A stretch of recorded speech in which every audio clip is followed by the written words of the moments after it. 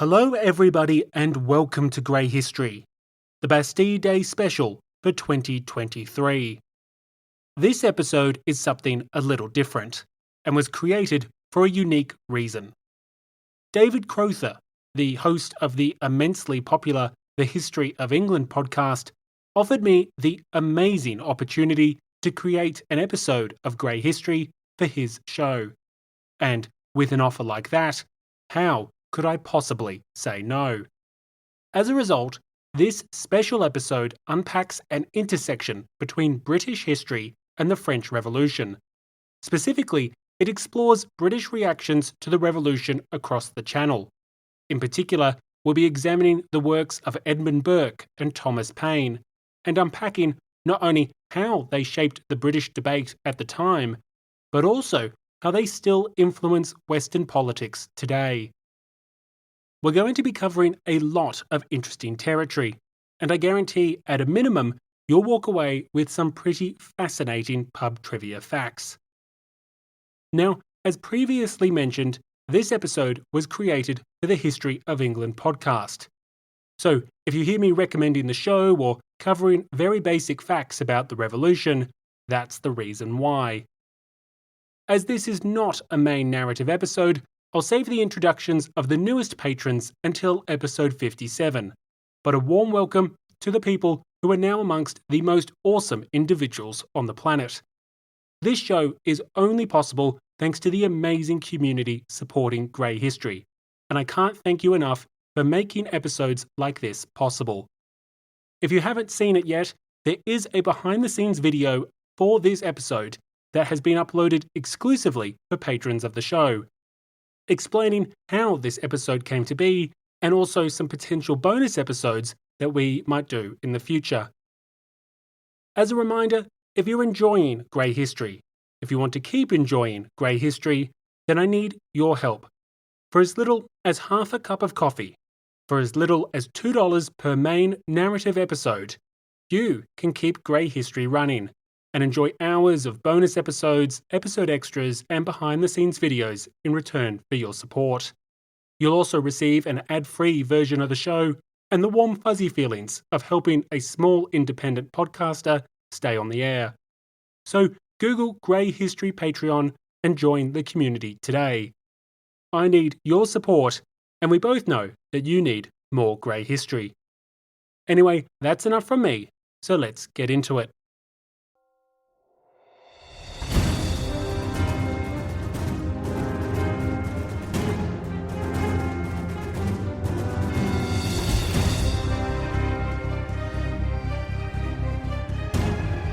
Welcome to Grey History.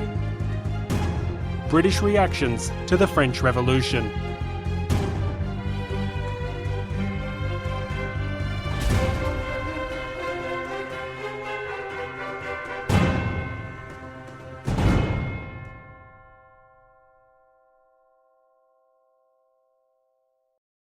They say imitation is the sincerest form of flattery. And in the summer of 1789, the British were most certainly flattered. Across the Channel, the French had engaged in the most fascinating experiment. Facing imminent bankruptcy, the absolutist regime of King Louis XVI had succumbed to public pressure. For the first time in nearly 200 years, a parliament-like body named the Estates General was summoned, and it would deliberate on proposals to avoid financial catastrophe. Violent unrest had plagued the country for months, as the government had resisted this occurrence with all its might. It had done so because it feared an even greater calamity than bankruptcy: constitutional government. Their fears were well founded. The commoners of the Estates General, the so-called Third Estate, soon went rogue. Unilaterally declaring themselves the National Assembly, the deputies vowed to never disband until France had been granted a new constitution. A failed military crackdown by royalist troops helped trigger the famous storming of the Bastille, and in its aftermath, it was clear that the revolution was here to stay. In Britain, these events were generally received with interest and excitement. The British cherished their constitutional monarchy, and it appeared that the French had finally realised the wisdom of the British system. A group of French deputies were even labelled the English Bloc, as they desired reforms which mirrored the constitutional arrangements of Great Britain. Perhaps there would soon be a French House of Commons or a French House of Lords. Perhaps the ancient rivals could even find lasting peace now that their means of government could be reconciled. Thus, in the summer of 1789, both the British public and its political class were fascinated by events in France, and most viewed these developments rather positively. To some, the French were a source of inspiration, proposing a new social contract built on Enlightenment principles and ideals. To others, the French were simply catching up with where Britain had been for more than a century after the Glorious Revolution of 1688. What harm could come from reforms which had allowed Britain to prosper? Surely only good could come from Britain's lead. It was just a small minority of voices which raised concerns that revolutionary France posed a threat to Great Britain. After all, the idea that France would be a revolutionary republic within a few years, one with armies launching a crusade for universal liberty, well, that scenario was simply unfathomable. By and large, the British viewed events across the Channel in a positive light. Some saw inspiration, others saw imitation, and only a few saw any cause for concern. Yet, attention spans in the 18th century weren't any greater than they are today. As the French stopped storming Azkaban lookalikes and started the dry business of actually legislating, British interests understandably waned. Domestic issues returned to the fore, as did other international developments equally worthy of attention. Spain and Britain were almost driven to war in 1790 thanks to conflicting interests centred on Vancouver Island, just off the coast of modern-day Canada. Likewise, British Prime Minister Pitt had grave concerns over recent Russian advances near the Crimean Peninsula. Sounds familiar, doesn't it? The so-called Ochakov affair, like the Nootka crisis with Spain, emerged as alternative focal points for both the British government and, to varying extents, the public interest at large. With no shortage of foreign concerns, by late 1790, the French Revolution had largely been relegated as a matter of public curiosity. Without attention-grabbing events such as the fall of the Bastille or the infamous October Days, the British reaction to the Revolution was generally one of disinterest. Sure, the political junkies remained hooked to the spice, but for most, the affairs of France were hardly first-grade news. After all, it's always interesting reading a story about a French queen being chased through the palace by an armed mob who just brutally murdered her guards and shredded her mattress with knives and sabres. But that doesn't happen every day. It's less interesting to hear about a debate over the technical points of constitutional law, something that was far more common. However, all of this indifference was about to change. In November 1790, fascination with the French Revolution came roaring back, and it did so for the most unlikeliest of reasons. Up until now, the British public had largely been reactive to events across the Channel. The French would do something spectacular, and only then the British would take interest. But in late 1790, this dynamic changed, and it changed because of one man. Introducing the most unlikeliest of protagonists, the Anglo-Irish statesman Edmund Burke. Aged 60 by the time of the Revolution, Burke had already been a member of Parliament for more than 2 decades. In his years of public service, Burke had previously staked out what some would have considered to have been quite radical views.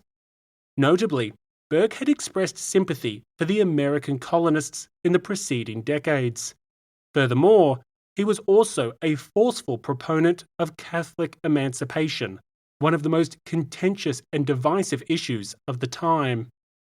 Given these stances, and given his association with the more constitutionalist Whigs in Parliament, Burke's actions in November 1790 were all the more astonishing. Those actions were the release of a political pamphlet titled Reflections on the Revolution in France. The consequences of this document are still impacting your life today. Perhaps more accurately titled A Blistering Assault on the Revolution in France, Burke proceeded to systematically rebuke every aspect of the endeavour across the Channel. And to be clear, I do mean every aspect. Burke denounced the French deputies, disparaged their policies, and perhaps most importantly, decried the very principles which were underpinning their revolutionary reforms. In every way possible, Burke condemned the revolution. As he did so, he not only galvanised British public interest, but he also unknowingly shaped our own politics in the 21st century. However, in order to understand the importance of Burke's work, as well as why he had just unleashed such a thorough renunciation of the revolution, we must quickly recap what the French had been up to. Now, before I go any further, I would like to say that it took roughly 20 episodes to get to this point in the French Revolution, so you are going to be getting the too long didn't read summary. But if any of this sounds interesting to you, do check out Grey History, The French Revolution. The following events are really some of the most intriguing and consequential of modern history. So, across the Channel, the revolutionaries had been busily remaking every aspect of French society. After abolishing feudalism and compiling a rather lengthy Declaration of Rights, the deputies sought to systematise and rationalise everything. In the resulting reforms, the so-called privileged orders were in the crosshairs. Within just 1 year, the monarchy, the aristocracy, and the Catholic Church were completely remade. In relation to the monarchy, King Louis XVI had been transformed from an absolute monarch to an absolute figurehead. Denied a permanent veto and unable to ever call fresh elections, the king's prerogatives were significantly curtailed.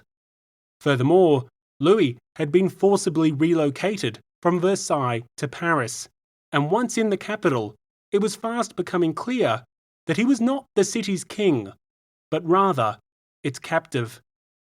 He would eventually try to escape the revolution in the dramatic flight to Varennes, but that was still some months away.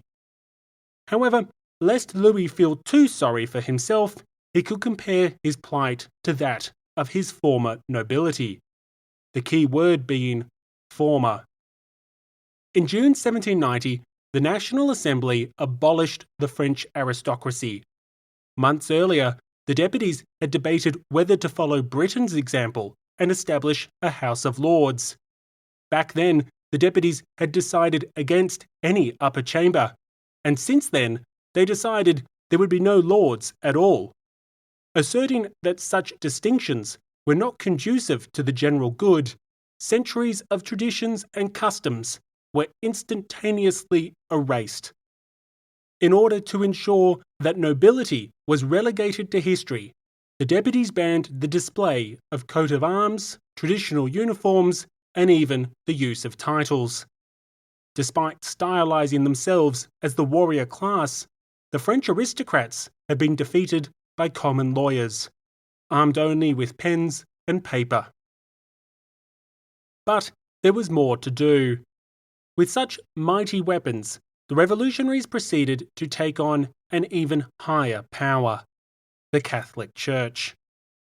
Owning perhaps 10% of the nation's property, the new National Assembly forcibly seized church lands. It did so in the hope that this property could be used to help finance the government, averting the bankruptcy crisis which had enabled the French Revolution in the first place. However, nationalizing church property was just the start. The deputies soon abolished monasteries and nunneries, and subsequently they turned their attention to systematically remaking the entirety of the French church. In the reforms which followed, bishoprics were simplified, some churches were closed, and the power of the Pope was significantly curtailed. In my personal favourite reform of 1790, newly empowered French voters would henceforth be given the right to elect their priests and bishops. And to be clear, I do mean French voters. The right was not enjoyed exclusively by Catholics alone. As a result, Jews, Muslims, atheists, and perhaps worst of all Protestants could now elect Catholic clergy. Without getting into the details, you can imagine that none of these reforms were considered particularly kosher by the pious faithful. Eventually, these reforms, and the more radical ones which followed, would result in a religious-inspired civil war. They would herald a full-scale de-Christianization campaign, priest hunts, arbitrary executions, and what some historians refer to as a genocide against French Catholics. But that's getting way ahead of ourselves, and by late 1790, the schism between the Revolution and the Church was only just beginning. Again, if any of that piques your interest, do check out Grey History, the French Revolution. That's Grey with an E. Yet, the revolutionaries had good reason for all these reforms. From their perspective, the deputies were eliminating the relics of feudalism and the superstitious principles which had enabled tyranny and abuse. Rejecting prior doctrines such as the king's divine right to rule, the revolutionaries were clearing the decks and starting anew. Specifically, they sought to replace the old regime with a new social contract underpinned by natural law, and in particular, natural rights. Now, if you're not up to date on historic theories of natural rights, I don't blame you. But the crash course is as follows. Throughout the 18th century, many philosophers championed the idea that there were these things called natural rights. Challenging the unrestrained power of monarchs, Enlightenment thinkers asserted that natural law and natural rights were a superior way in which to establish and administer a government. For some, these natural rights were granted by God or a higher power, while for others, these rights were self-evident and could be deduced by philosophy alone. Critically, these rights were considered to be both universal and inalienable. But what did this actually mean? Well, their universality meant that they applied to all individuals in every corner of the world. Natural rights were not something limited to the French alone, but rather common to all peoples, regardless of creed or culture. Furthermore, as these universal rights were derived from nature itself, they did not originate from a legal charter or a contract. Such rights could not be granted by a king, a priest, or anyone else who claimed authority through an oversized tiara. This brings us to the second characteristic of natural rights, their inalienability. An individual could not be alienated from their universal rights. In other words, a person was always entitled to natural rights by the laws of nature, and thus no legitimate society could deprive or divest these rights. Seeking to establish a free and rejuvenated society on such principles, the French revolutionaries decreed the Declaration of the Rights of Man and Citizen. In this document, they declared that men were born free and equal in rights, and that the goal of any political association was the conservation of these rights. These rights included liberty, property, safety, and resistance against oppression. Furthermore, the Declaration made clear that powers of government existed solely for for the advantage of those governed. Henceforth, these natural rights, enshrined in the Declaration of the Rights of Man and Citizen, would act as a North Star for the revolutionaries' actions. And this North Star is why the old regime had been so thoroughly upturned. How could an aristocracy exist if all men were born equal in rights? How could an aristocracy perpetuate when it failed to enhance the public interest? Why would the king be empowered to prevent the will of the people through a veto or fresh elections when sovereignty resides in the whole nation and not in the crown? These were just some of the many ways that the principles of the future clashed with the frameworks of the past. Back across the Channel, Burke was dismayed at what he saw.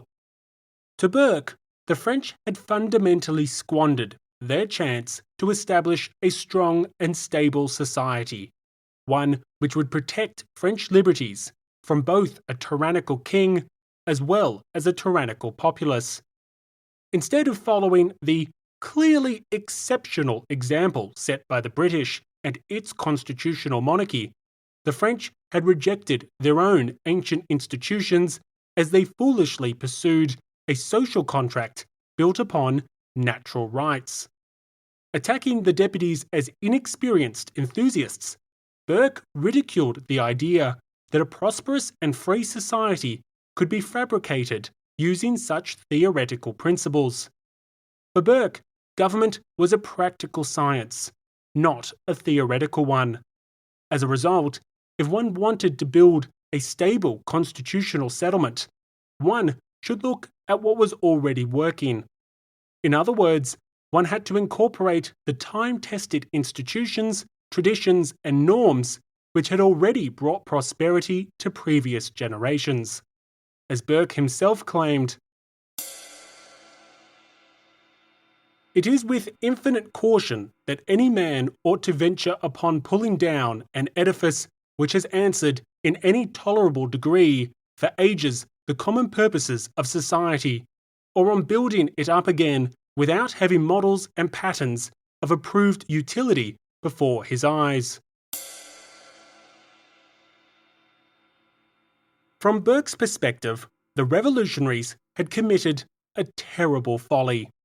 They had pulled down the time-tested institutions which had governed France for centuries, and they had replaced them with unproven and theoretical alternatives. France had previously thrived with the monarchy, the nobility, and the church, and thus these institutions had proven their worth. Sure, they may have needed reforms, but they did not need eradication. Yet, instead of reform, the French had chosen revolution. Instead of using these valuable and legitimate institutions, the French had cast their whole history aside and adopted alternatives which Burke claimed had no credibility. Burke asked what assurances the deputies had that their new frameworks would actually work. What proof did they possess that these alternatives, derived from the laws of nature, were superior when it came to protecting the people's liberties and preventing injustice? With government being a practical science, the deputies had failed to adopt a practical approach. From Burke's perspective, the revolutionaries had ignored the institutions and traditions with a proven track record of success. As such, their efforts were likely to end in failure. For Burke, this was no trivial matter. The consequences of such an approach were grave. The revolution had already violated multiple so-called inalienable rights, such as the rights of property, when it forcibly nationalized church lands. Burke anticipated that this would be just the start of a long series of injustices. The parliamentarian warned that when ancient opinions and rules of life were taken away, the loss could not possibly be estimated, but the logical endpoint was clear. Burke predicted that only violence could enforce the laws of such a society, one that was cut loose from its heritage and artificially fabricated on theoretical rights. He specifically used the word terror as he warned of a bleak future, one characterized by murder, confiscations, tyranny, and cruelty. Furthermore, Burke claimed, quite accurately, that the revolution's result would be military dictatorship, which, given Napoleon's rise in future years, was undeniably on the money. However, the thing that was most troubling for Burke was that such an outcome was not restricted to France alone. It is no coincidence that Burke's work was titled Reflections on the Revolution in France, because there could be revolutions elsewhere. Burke's publication was actually triggered by the advocacy for reforms from British progressives. Associating with the Whigs in Parliament, it was members of his own faction which praised the progress they saw across the Channel. The most radical Whigs and like-minded reformists outside of Parliament drew connections between the French Revolution of 1789 and Britain's Glorious Revolution of 1688. These progressives were inspired by the same Enlightenment principles as the French, and pushed for similar reforms and the foundation of a new social contract built upon natural rights. After all, if Paris could build a just society based on natural rights, why couldn't London? Natural rights were universal, and so they belonged to every Englishman, just as they belonged to every Frenchman. Burke was dismayed at this idea, and thus his work was an attempt to rebuke these principles before they took root at home. He feared that such calls jeopardized Britain's monarchy, aristocracy, and parliament, and as a result, the liberties that Britain enjoyed. Soon, Burke's publication became a rallying point to those who resisted large-scale reforms to these institutions, and that was his intent. Fearing that the coming terrors of France could consume his own nation, Burke went on the offensive, denouncing the revolution abroad and championing the status quo at home. Describing the British Constitution as an invaluable treasure, Burke implored his countrymen to see the folly of the French and rally behind both the King and Parliament. But if a government shouldn't be underpinned by natural rights, what was the alternative? According to Burke, it was the wisdom of previous generations which should be consulted when considering a society's governing structures. In the British context, this wisdom of one's ancestors meant maintaining the institutions of the king, the aristocracy, and of course, Parliament. Burke argued that the existing British political arrangements had proved their worth because they had endured for centuries. It didn't matter that they weren't derived from the laws of nature. What mattered is that they had secured liberty for previous generations and thus had stood the test of time. To be clear, Burke never argued that change was undesirable. He was not a reactionary who desired no reform. He was, after all, a champion of Catholic emancipation. But Burke argued that change should be gradual, taking into account the traditions, customs, and norms which had previously allowed society to prosper. Put simply, and to paraphrase Burke himself, government was not made in virtue of natural rights, but was instead made by human wisdom, including the wisdom of one's ancestors. As such, Burke advocated so-called inherited rights, the liberties passed down from one generation to the next. These rights were not universal, but unique to specific societies, as they were inherited from one's forebears. In the British context, these inherited rights included things like the existence of regular parliaments, the election of parliamentarians in free elections, and laws and taxation only being legal when approved by Parliament. Furthermore, It included things like the rights of subjects to petition the king, and the rights of specific cities, universities, and boroughs to send representatives to Parliament. These were the so-called ancient rights of Englishmen, and it was these inherited rights which English society should be built upon. Every society would have its own unique set of inherited rights, which had been developed organically over time, and these were preferable to the abstract and metaphysical principles embraced by the French. This is where the French had failed, and the British had succeeded, in uprooting every aspect of France's previous social contract, in attacking the monarchy, the aristocracy, and the Catholic Church. Burke argued that the French had rejected the wisdom of their ancestors. They had rejected the very institutions and norms which had allowed society to succeed. As such, the French Revolution would fail, and no prosperous nation could ever have its foundations built upon theoretical rights. In contrast, the best approach was the British model, as it embraced the traditions and customs of one's forebears. Despite the upheavals in British history, the nation had wisely maintained the institutions and traditions which had made the nation great. Understandably, Burke's assertions upset the apple cart.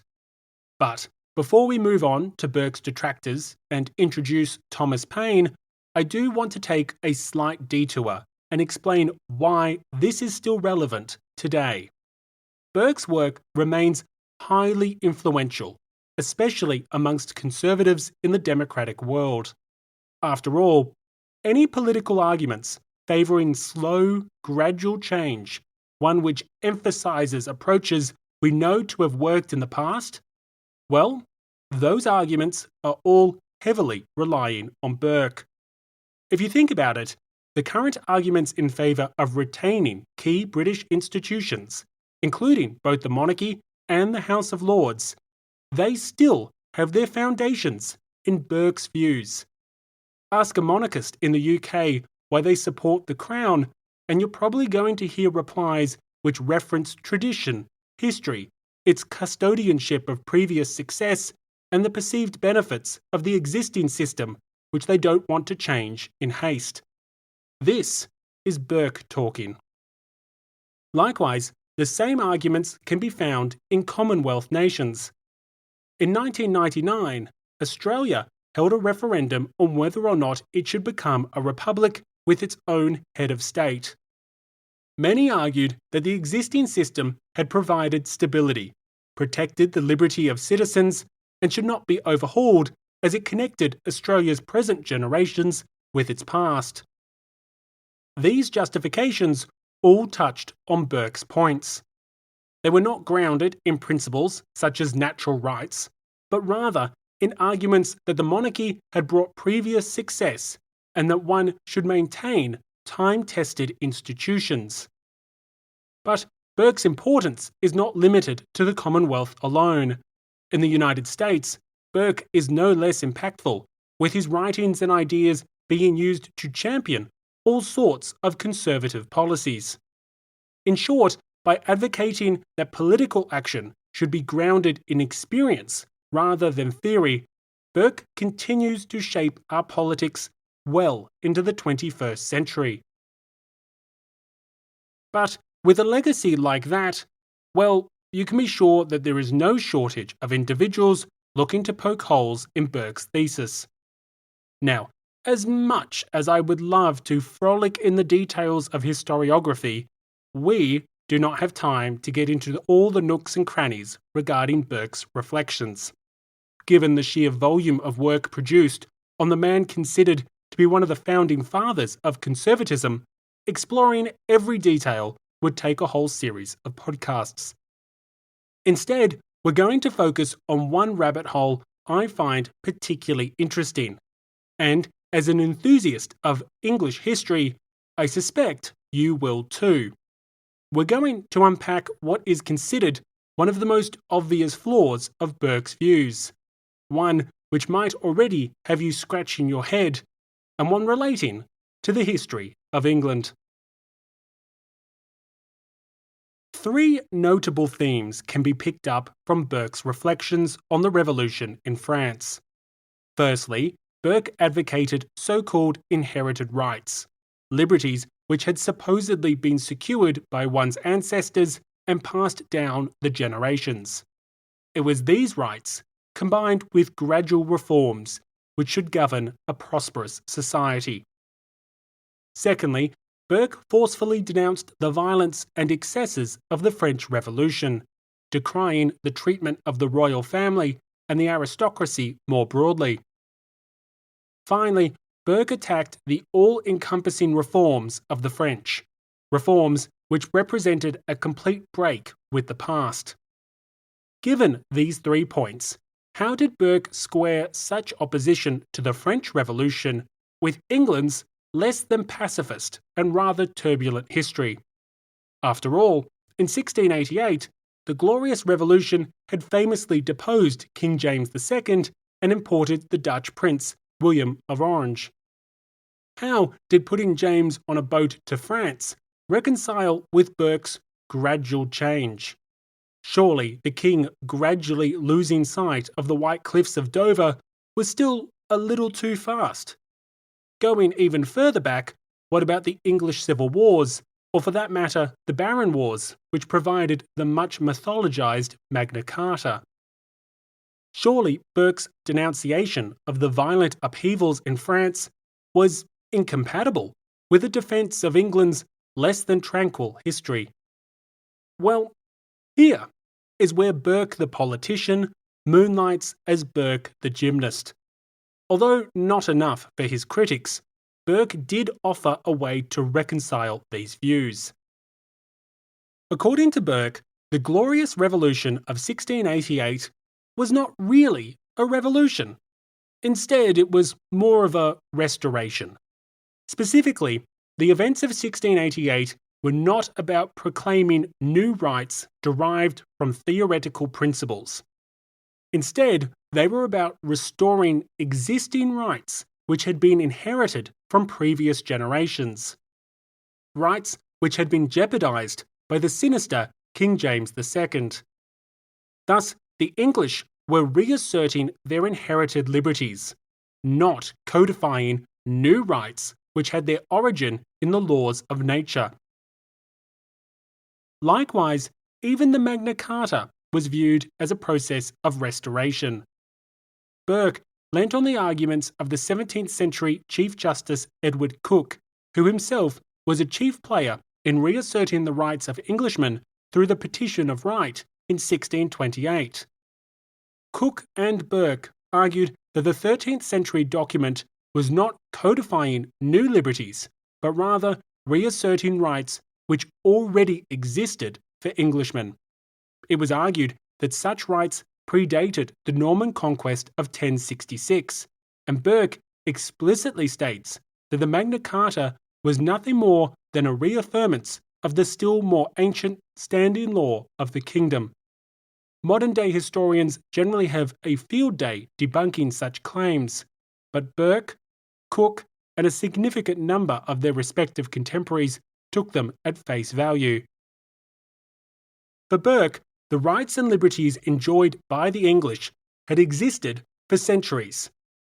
They had been won by their ancestors, and they had been continually protected and reasserted when they were infringed upon. They were, put simply, the ancient rights of Englishmen. To prove this, Burke notes that important constitutional documents explicitly stated that they were codifying, not creating, these long-held rights. For example, in the aftermath of the Glorious Revolution, the Bill of Rights does not seek to justify itself by abstract philosophical principles. Instead, it states plainly that the rights it contains are true, ancient, and undoubtable. For Burke, this is proof enough that these ancient rights of Englishmen exist, although he fails to clearly identify just when these rights were obtained. Nevertheless, he has no doubt that they were, and thus, like other forms of property, they had since been inherited by subsequent generations. In this way, the English hadn't conducted violent revolutions or revolts to assert new natural rights. Instead, events like the Glorious Revolution of 1688 protected, through extraordinary means, the ancient liberties which the people already possessed. Through this argument, and through conveniently ignoring more or less the entirety of the English civil wars, Burke could comfortably condemn the French revolutionaries and their violent actions, while simultaneously defend the less than pacifist revolutions of English history. Now, we could spend hours unpacking various ways unsympathetic historians have picked this argument to pieces, but we're not. Instead, I would point out that while such criticism is valid, Burke was himself, first and foremost, a politician, not a philosopher. Expecting a flawless theory from someone in the thick of political debate is perhaps setting the bar a little too high. More importantly, however, we don't actually need to unpack the opinions of historians to hear an effective rebuke of Burke, because we can actually hear from one of his most famous contemporaries. In the immediate aftermath of the publication of Reflections on the Revolution in France, Burke created a firestorm. His publication sold like wildfire, with several thousand copies sold in the first few weeks, rivaling the numbers of even modern-day bestsellers. For the first 12 months, a new edition was published almost monthly, as Burke's work fast became the cornerstone of conservative and even counter-revolutionary politics. In developments that were almost unbelievable, Burke single-handedly catapulted the French Revolution back onto the British public agenda. Anyone who liked to think of themselves as an intellect was fast talking about Burke's publication, not just in London, not just in Britain, but soon across the European world. Within 3 months of its release, a French translation had sold more than 10,000 copies, with King Louis XVI reading the work back to back. American revolutionaries soon took interest as well. Thomas Jefferson, for example, who had helped to draft a version of the French Declaration of the Rights of Man and Citizen, a version not ultimately used by the revolutionaries, was dismayed at what he read. Burke was a man who had previously expressed sympathies with the American colonists, but now he seemed to portray the cause of liberty in France. Yet it would not be Jefferson who took up the gauntlet against Burke, but rather another American founding father named Thomas Paine. Born in Norfolk in 1737, the Anglo-American political theorist was already well known prior to the French Revolution. The author of Common Sense, the best-selling political pamphlet of the American Revolution, Paine had a reputation for defending natural rights, democratic principles, and republican government. Paine also had a history of attacking what he perceived to be the despotism of European societies, describing both monarchy and aristocracy as institutions which perpetuated tyranny. Given these previous positions, Paine was an unsurprisingly firm supporter of the developments in Paris. He was thus outraged by Burke's all-encompassing denunciation of the revolution, and he decided to reply in kind. In early 1791, Paine published the first part of his book, Rights of Man. The battle was on. Rights of Man, published in 2 parts across 1791 and 1792, had a variety of objectives. 3 noteworthy points were as follows.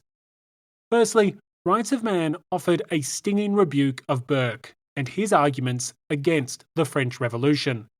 According to Paine, Burke had delivered a deeply flawed analysis on the events in France and an illogical defense of the situation in Britain.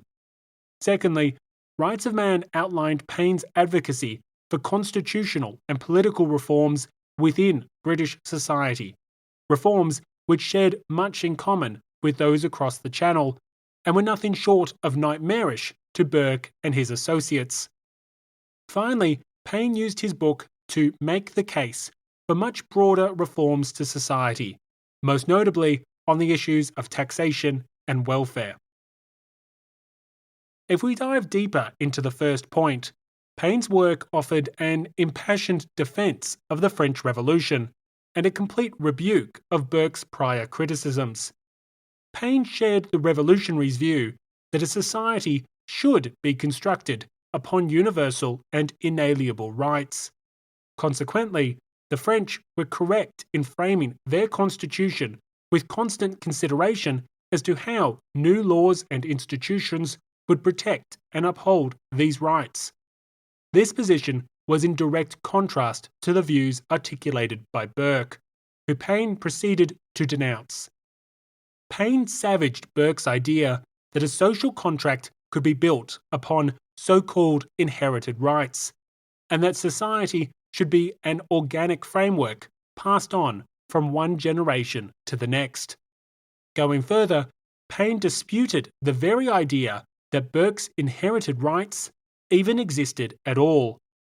For Paine, rights must be universal and inalienable. They had to derive from nature, because if they weren't derived from the laws of nature, then they weren't truly rights.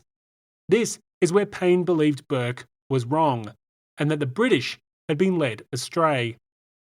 In the past, English monarchs had considered themselves the sovereign power, and dispensed grants and concessions as they saw fit. Burke's so-called inherited rights were really just forms of privileges which had been granted to the nation by previous monarchs. After all, the House of Commons did not originate as a matter of right, but rather as a concession from the Crown. Consequently, Burke's so-called inherited rights were not universal, nor were they inalienable. To put it simply, they were not even rights. Instead, they were really just mislabeled privileges, grants, and other forms of licenses which had their origins in treaties and concessions. Having established that Burke's inherited rights were not really rights at all, such privileges were not an acceptable foundation for the government of a free and just society. Only natural rights, rights which were universal and inalienable, rights which derived from the laws of nature and applied to all societies and all governments, could be considered the rational basis in which to fabricate a society. In short, Burke and Paine possessed fundamentally incompatible views. The two men not only disagreed on how to apply rights to the formation of a government, but they also disagreed on the very essence of rights themselves. But Paine's work was more than just a rebuttal of Burke. The international revolutionary used Rights of Man to lay out his advocacy for substantial reforms in Britain. What ensued was promotion of exactly the kind of policies Burke had hoped to discredit in his original pamphlet. Paine argued that as Britain had no written constitution, it in effect had no constitution at all.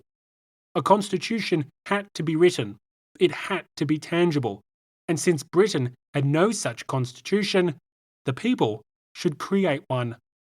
Whereas Burke urged respect for the current constitutional arrangements, Paine was essentially arguing that no valid constitution even existed. As such, Paine championed the formation of a new constitutional convention, one that would see citizens of the nation draft a written constitution for the whole country. This idea was naturally inspired by the recent American Constitutional Convention, and if you think that such a proposition deeply disturbed the government in London, you would be right. This is just one of the many reasons that Paine was advised to leave England prior to the publication of his book. To digress for a moment, some listeners, especially non-British listeners, may be surprised to know that the United Kingdom still has no written constitution to this day. You cannot simply go and read the Constitution of the United Kingdom, like you can for the United States or Australia, or for that matter, 99% of countries across the world. Intriguingly, the UK is not alone, with both Israel and New Zealand also belonging to the very small club which lacks formalised written constitutions. Anyway, I have digressed.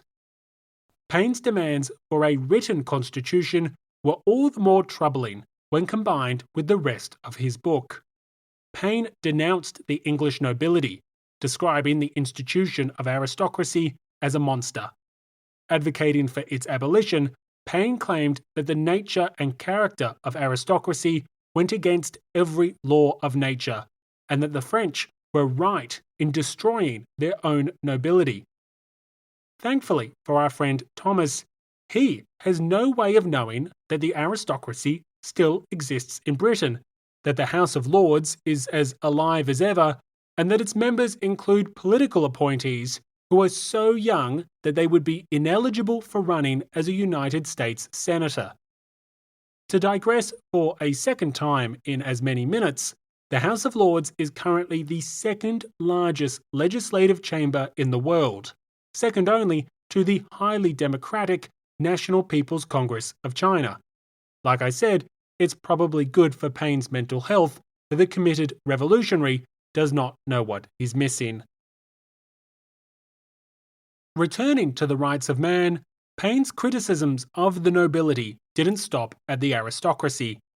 Always an American revolutionary at heart, Paine had no small beef with the British monarchy. Like the French revolutionaries, Paine argued that sovereignty resided in the nation, not in the person of the king. He denounced the romantic and barbarous distinction of kings and subjects, and went on to champion the cause of republicanism more broadly.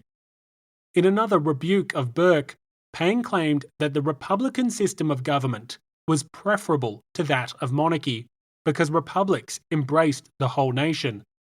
As such, the British should not just reform the composition of the monarchy, but also the composition of Parliament. With Britain's history as a long-standing constitutional democracy, it may come as a surprise to know that late 18th century Britain wasn't particularly democratic in the modern sense of the word. Paine attacked the inequalities within Parliament, which he perceived to be illogical, unjust, and contrary to the values of a democratic society. An example of one of his objections was the unequal distribution of seats in Parliament.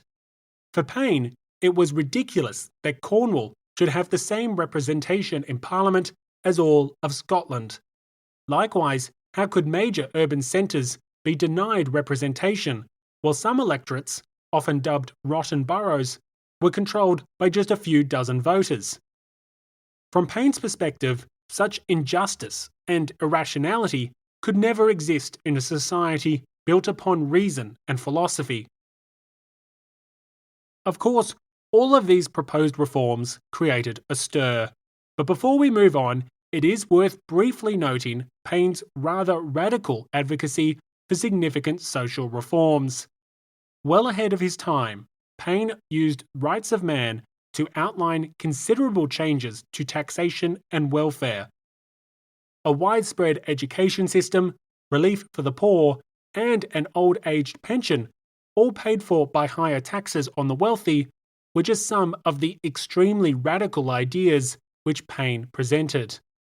While this advocacy doesn't concern the focus of this podcast right now, it is noteworthy that many future revolutionaries would champion these ideas throughout the 19th and 20th centuries. Like Burke, Paine's ideas are still influencing our politics to this day. Taken all together, and one can see that Paine's Rights of Man was just as electrifying as Burke's Reflections on the Revolution in France. Offering a complete rebuttal of Burke, Paine trashed the conservative ideas which championed the existing British system. In their place, Paine upheld the French, not as a warning, but as an example worthy of emulation. Paine had used his reply to call for the abolition of the aristocracy, democratic reforms to Parliament, and a complete rethink of everything from taxation to welfare. In short, he called for a new constitutional arrangement and lobbied for a new national convention to codify a written constitution. He was, in effect, not only defending the revolution in Paris, but seeking to implement another in London.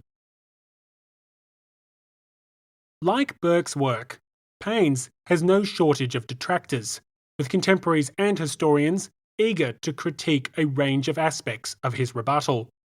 But such criticisms didn't dampen public interest. Dwarfing Burke's considerable volume of sales, tens of thousands of copies of Rights of Man were sold across Great Britain. Exact figures are debated, but in the first 2 years after its publication, perhaps 300,000 copies were sold when you combined both volumes of the book. 300,000. An extraordinary figure.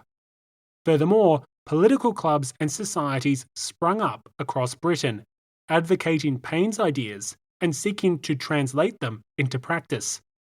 Government spies became alarmed as his seditious attacks against the authorities seemed to be taking root. Throughout England and Scotland, Paine's words echoed in increasingly radical societies, clubs, and associations. The government had a problem. Taken together with Burke's success, the two men essentially ended up framing the British public debate surrounding the French Revolution. Their works dominated public discourse in the years which followed, much to the annoyance of many who found themselves agreeing with only aspects of their conclusions or rationale. It's only a slight exaggeration to say that the broader public debate was henceforth coloured by whether you stood with Burke's reflections or Paine's Rights of Man. But, as alluded to earlier, if there was a winner in this debate, it would appear to be Burke. Britain is still a monarchy. It still has an aristocracy. It still retains the House of Lords, and no written constitution has been created. This begs the question: why? Why did Britain experience no similar revolution in the 1790s? And why did Paine's call for a constitutional convention never materialise, given his supposed influence? Well, to unpack that properly would require a whole episode in itself, but it is worth noting that England's entry into the Revolutionary War in 1793 changed the domestic situation dramatically. As discussed recently as we covered Britain's road to war, some historians argue that members of Pitt's government deliberately sought conflict with the then Republican France, as war could be used as an excuse to stymie calls for political reform. Indeed, a constitutional convention was held in Scotland, but this movement, along with similar actions in England, was soon suppressed by the government. Eventually, London would introduce new laws to smother domestic political dissent. Labelled as Pitt's terror by some historians and contemporaries, the repressive measures invited direct comparison to the French Reign of Terror.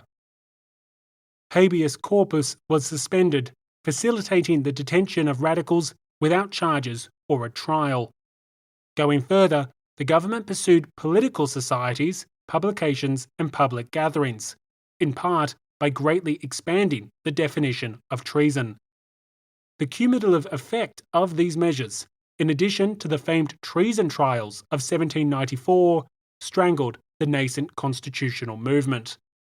Again, we have recently explored some of this in episode 54, It's Treason Then, which opens up with a deep dive into British motivations for entering the Revolutionary War. So, even if you're not looking for a full French Revolution series, you might want to check out the start of episode 54 as a committed History of England enthusiast. To wrap up this episode, I thought it would be worth noting how Burke and Paine ended their careers. For all their differences, the the two men had thematically similar endings. Retiring from Parliament in 1794, Burke had succeeded in his goal of turning the British public against the French Revolution. Unfortunately for Burke, he had also succeeded in turning many of his colleagues against himself. His renunciation of the events in Paris, along with domestic reforms with democratic underpinnings, had sown deep divisions with many of the Whigs he had once associated with. Although some made attempts at reconciliation towards the end, notably Charles James Fox, these often failed to materialise. Furthermore, although he eventually came to be considered as a founding father of conservatism, the Tories hardly embraced him with open arms at the time. Burke's advocacy for Catholic emancipation meant that he was viewed with suspicion, as was his liberal positions on Ireland, India, and the American Revolution. Indeed, as historian James Sack notes, the Tory press continued to be quite hostile towards Burke for several decades. To an extent, Burke was shunned by both camps of Parliament, although some close friends and associates continued to defend him as one of the greatest statesmen of the age. It wasn't for several decades until the multitudes agreed. With time, his legacy would be more eagerly and selectively adopted as future generations embraced Burke in debates. Initially, this related to those arguments surrounding Irish Home Rule, and in the 20th century in particular, American conservatives would come to cherish the politician turned philosopher. Thus, Burke died relatively isolated in 1797, years before Napoleon's rise to power and roughly 2 decades before a lasting peace would be established on the continent. It is with some irony that he died in 1797, as the French Republican armies scored success after success, and Burke himself knew all too well that his fears of a Republican Britain could soon become a reality. For his part, Thomas Paine fared even worse. After the second volume of Rights of Man, the British government decided to crack down on Paine's dangerous rhetoric. Going after both Paine and his publishers, the Crown charged Paine with seditious libel. This could have been disastrous, but Paine had actually fled to France prior to the commencement of his trial. As a result, he was tried and convicted in absentia. In Paris, the revolutionary writer took up a pretty fascinating gig, or so it seemed. Paine had been elected to the new French National Convention. That body declared France a republic in September 1792 and set about crafting a new constitution for the now republican nation. Finally, an opportunity presented itself for Paine to put his ideas into practice. But Paine's experience in France was not all sunshine and rainbows. He unsuccessfully argued in favour of sparing the life of King Louis XVI, having urged the convention to exile the former monarch rather than execute him in January 1793. Worse still, Paine was a foreigner, and he became associated with the wrong faction. With ties to the more moderate Girondins, Paine eventually found himself imprisoned during the infamous Reign of Terror. He was lucky to survive, and after his release from prison, he returned to the convention and continued his work as a deputy. After Napoleon's ascendancy, Paine moved to America. Although considered a founding father, his reception was not a welcome one. Having supported the French Revolution, criticized Washington, and advocated for a range of ideas which managed to annoy just about everyone in town, Paine, even more so than Burke, found himself in the political wilderness. That is where he remained. He died an isolated figure, but one that continues to inspire to this day.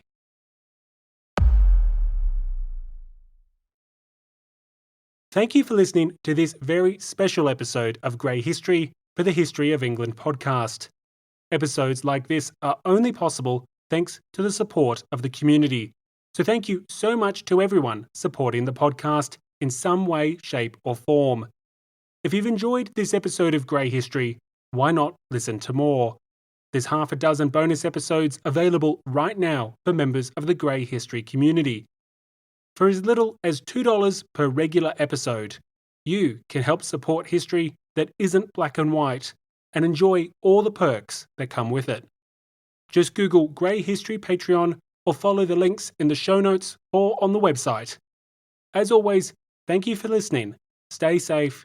Please share the show with friends and family, and have a great day.